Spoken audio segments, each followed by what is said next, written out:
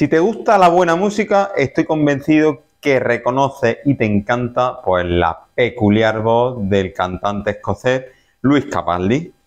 Lewis Capaldi, que aparte de tener grandes éxitos, últimamente está tristemente de actualidad porque han sido varias veces en las que en directo, en mitad de las actuaciones, ha sufrido una crisis de movimientos raros que han hecho que el cantante tenga que suspender temporalmente pues, su gira, sus conciertos, para recuperarse. En este video tutorial vamos a hablar precisamente sobre la rara enfermedad que sufre Lewis Capaldi. Soy Juan Toral, médico de urgencia y personas. Dentro vídeo. El síndrome de Tourette, que es como se llama la enfermedad que sufre Lewis Capaldi, es un trastorno neurológico que afecta al cerebro y a los nervios de estas personas que se ven abocadas a la realización involuntaria de movimientos, de sacudidas, que como he dicho, pues son involuntarias, no tienen un fin concreto y que suelen acompañarse también como de la emisión de ruiditos guturales que la persona suele sufrir con más frecuencia en situaciones como por ejemplo el estrés. Vamos a entrar en detalle a la hora de explicar el síndrome de Tourette y para ello lo primero que vamos a hablar y centrarnos es sobre la clínica, los síntomas que da esta enfermedad. El primero que suele aparecer son los tics faciales, que son pues, movimientos, muecas, parpadeos de manera involuntaria que suelen darse de manera repetitiva en estas personas. A los tics faciales les suelen seguir los tics motores, que son aquellos movimientos que normalmente tienen más predisposición por cara, cuello, hombros y algo menos frecuente en tronco y brazos, que entre los tics motores que puede sufrir una persona, pues bueno, estaría el parpadeo excesivo,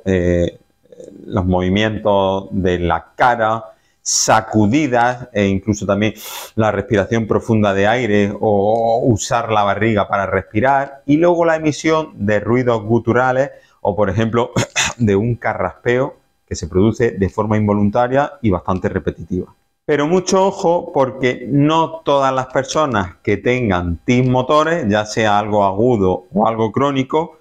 tienen esta enfermedad, este síndrome de Tourette. Para llegar al diagnóstico del síndrome de Tourette hacen falta que la persona tenga al menos dos de estos síntomas motores y que tenga también un tic vocal que emita algún ruido de manera involuntaria y que estos síntomas se hayan prolongado al menos un año. Pero no solo hay tics motores, también hay tics sensitivos y son esa sensación que estos pacientes pueden sufrir de picor, de quemazón, de hormigueo. Son síntomas inespecíficos que la persona puede sufrir internamente a nivel sensitivo. Existen también los tics fónicos que suelen aparecer cuando ya la enfermedad se ha desarrollado algo más y que sean esos ruidos que la persona, por ejemplo, el carraspeo, el tomar aire profundo, el olfateo, la tos o hacer un ruido como de chirrido. Y también los tics verbales, pudiendo aparecer dos. La ecolalia, que sería cuando la persona de manera involuntaria repite lo que oye de otras personas, y la coprolalia, que sería pues, el uso involuntario de palabrotas y un lenguaje pues, totalmente inadecuado, ya sea por palabras obscenas o por comentarios despectivos. Esto de la coprolalia, que se ve muy bien reflejado en la película Tok Tok, ocurre afortunadamente tan solo en el 10% de las personas que sufren el síndrome de Tourette. Lo normal es que el síndrome de Tourette aparezca en las dos primeras décadas de la vida y lo más habitual es que el diagnóstico se empiece a intuir en torno a los 5 y 7 años, donde estos movimientos, estas sacudidas, estos comportamientos de los niños se empiezan a acentuar y dar la cara en forma de enfermedad. Los tics suelen empeorar en la adolescencia y cuando se rondan los 10 o 14 años lo habitual es que los síntomas sean más intensos. Y la buena noticia es que conforme van cumpliendo años, en las personas adultas esta intensidad o esta aparición de tics suele suavizarse e incluso en adultos el 40% aproximadamente mejora bastante. Ahora bien, si eres Lewis Capaldi y tienes todos los focos apuntándote de manera constante y diaria, pues esto hará que el estrés y la ansiedad de base pues haga que el control de la enfermedad se vea dificultado. Otro dato que hay que tener en cuenta es que el 90% de las personas con síndrome de Tourette tiene algún problema neuropsiquiátrico de base, ya sea una ansiedad, un trastorno por déficit de atención e hiperactividad o un trastorno obsesivo compulsivo. Y también suelen presentar episodios de dificultad para el control de los impulsos, rabietas, ataques de ira, de agresividad. Estos problemas de base acentúan que los síntomas del síndrome de la Tourette se hagan más palpables. ¿En qué se traduce todo esto? Pues que al final las personas con un síndrome de Tourette terminan repercutiendo mucho en su calidad de vida y en la forma de relacionarse con los demás. Para el diagnóstico, como hemos dicho antes, hay que tener en cuenta que no todas las personas que tienen TIC pues van a tener la etiqueta del síndrome de Tourette, pero es un diagnóstico eminentemente clínico para el que no hacen falta pruebas diagnósticas. Hace falta simplemente que personas por debajo de los 18 años tengan al menos durante un año episodios de TIC motores, al menos 2 de los que hemos visto, y un TIC vocal. Como curiosidad, tienes que saber que esta enfermedad se llama así en honor a la persona que la describió por primera vez, Georges Gilles de la Tourette, que en 1885 observó un patrón en ciertas personas a las que le dio el nombre de síndrome de la Tourette. ¿Te imaginas que en el futuro existe una enfermedad que se conozca como síndrome de Juan Toral? Toca centrarse en las causas y aquí no está claro cuál es la causa central que hace que ciertas personas pues sufran este síndrome. Parece ser que hay un componente de desequilibrio a nivel cerebral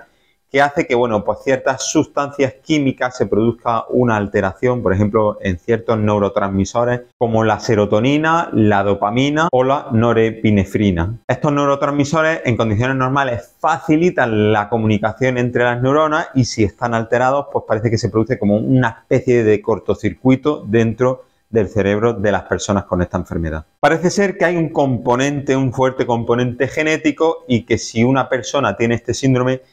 tiene un 50% de probabilidades de pasárselo a su descendencia, a su hijo. Aunque heredar la predisposición genética no es lo mismo o no significa que el niño o la niña tenga que desarrollar los mismos síntomas que su padre o su madre. Pero hay casos donde no hay antecedentes familiares y al final parece también pues, que bueno, hay una causa desconocida y parecen que también hay unos factores ambientales que pueden predisponer que ciertas personas con susceptibilidad terminen iniciando los síntomas. Si eres hombre, tienes más papeleta o tenemos de desarrollar esta enfermedad porque se ha visto que el síndrome de Tourette se distribuye 3 hombres por cada mujer. Por lo tanto, tenemos un 75% más de papeleta de poder sufrir esta enfermedad. Toca hablar sobre los tratamientos. Y a día de hoy actualmente no se dispone de ningún tratamiento específico para abordar o curar esta enfermedad. Pero es cierto que existen ciertos tratamientos o terapias pues que se encargan de suavizar los síntomas alrededor del síndrome de la Tourette y por lo tanto mejorar la calidad de vida de las personas. Uno de los pilares fundamentales a la hora de tratar el síndrome de Tourette será centrarnos en el abordaje psicológico de esta enfermedad, de esta patología,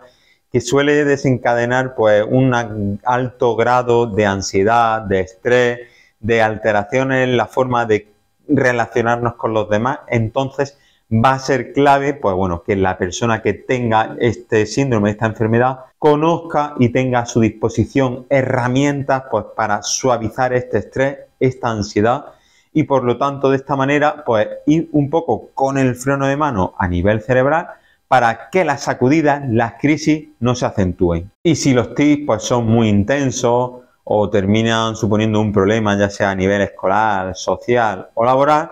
tienes que saber que existen diferentes fármacos, tratamientos que pueden usarse para esta enfermedad. Fármacos antipsicóticos como por ejemplo la risperidona o el haloperidol lo que hacen es disminuir la concentración de dopamina y por lo tanto pueden suavizar los síntomas. Medicamentos para tratar el trastorno de déficit de atención y hiperactividad, como por ejemplo el metilfenidato, pueden ser también otra herramienta de ayuda. Antidepresivos como la fluoxetina pueden ayudar al control de síntomas de estrés, ansiedad o depresión y por lo tanto ser una herramienta que también sea colaboradora. Y también ciertos antiepilépticos como por ejemplo el topiramato han demostrado cierta eficacia. Las nuevas investigaciones están trabajando sobre una teoría y la teoría es que las personas que tienen un síndrome de Tourette tienen un problema en una sustancia química cerebral que se llama GABA, que la tienen aumentada. Y este GABA, pues a nivel de cerebro lo que hace es que las conexiones neuronales se generen de manera flexible. Por lo tanto, si se generan partículas, moléculas, fármacos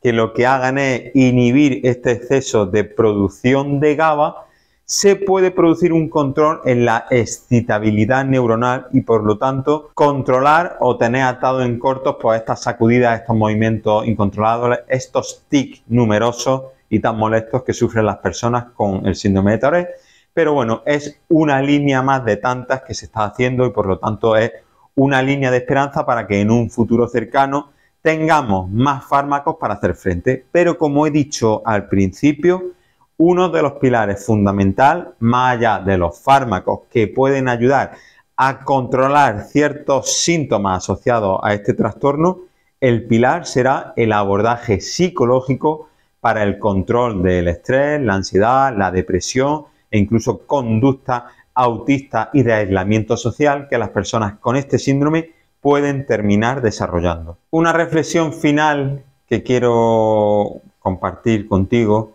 es que, bueno, las personas que sufren el síndrome de Tourette